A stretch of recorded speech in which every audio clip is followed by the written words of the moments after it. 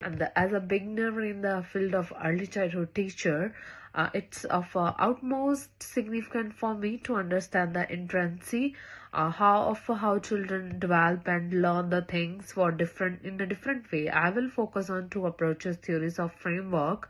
These are the basis of my self containment and self evaluation of how they will shape my work with the children. According to Locke Tabula Rasa, regards children as a blank because styles driven by experience and environment. This concept promotes my critical thinking regarding the influence of my interactions, routines, and environments on the emerging behaviors and learning of children. For example, instead of understanding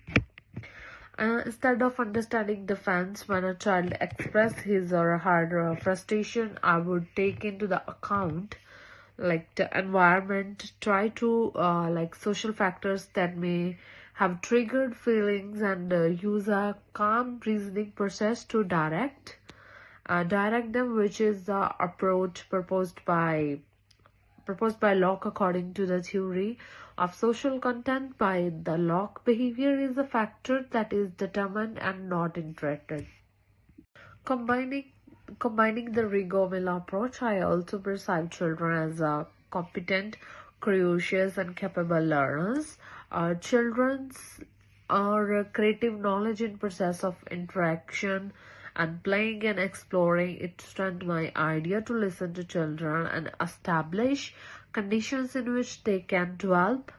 They can develop inequity, creativity, like their interest. To give an example, I can sit with the children and see them create with natural materials, and this will allow me to create provocations to enhance their knowledge, and it's take my observations better, and knowledge balance systematry and collaboration, and ensure like families are the part of the learning process through documentation. In completing these approaches, there is a Vickers story of the psychocultural and the Bronofire theory ecological system. Vickers underlined the concept of social meditation of learning as intuited by language and a cultural context. His John of Promex development, like JPD, like eliminate the potential that children attain knowledge with the proper scaffolding. The theory made me realize what role peer interaction and adult sport play in the cognitive development through play-based experience. To give an example, in group storytelling, I will elaborate on child and their language development and the critical thinking through asking open-end questions and helping them to solve the queries, solve their interest, or to structure and model narrations by the offering toys and props, and they can also be taught play creatively or role play by letting them to do their work and perform imaginatively with creativity. Play through the pretended games, which can be useful tool to observe a child's linguistic competency.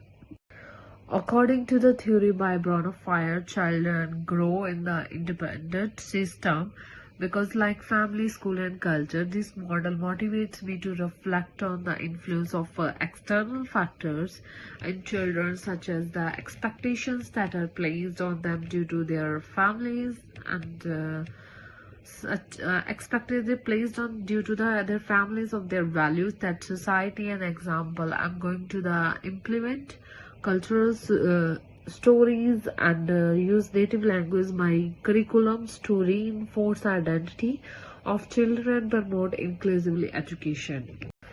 My practice is also guided by both the early years learning framework like IL and the nation quality standards qualifies, implies hostical and playing means learning, and five learnings. There is five learning outcomes that foster identity, well-being, learning, disposition, communication, and confidence. It assists me in appropriate concentration and response to the strengths, interested in cultural backgrounds of children. As an example, if a child is inserted It can be provoked or promoted by using storytelling, drawing, and dramatic play involving animals or paper or crayons. The NQs provide 7 qualities area to achieve a high standards in education and care. The quality areas 5 focuses on respectful relationships with children. This brings me to remember that learning rational.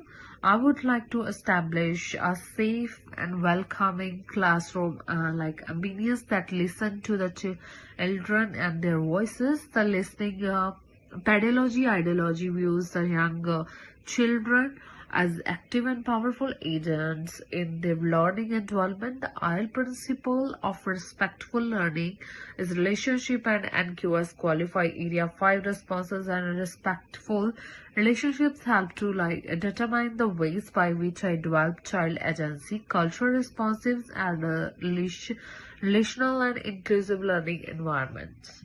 Does these foundational approaches, theories, and framework have an impact in shaping my progressing pedagogy? phone आ गई चक ले मेरी अद्धी video रह गई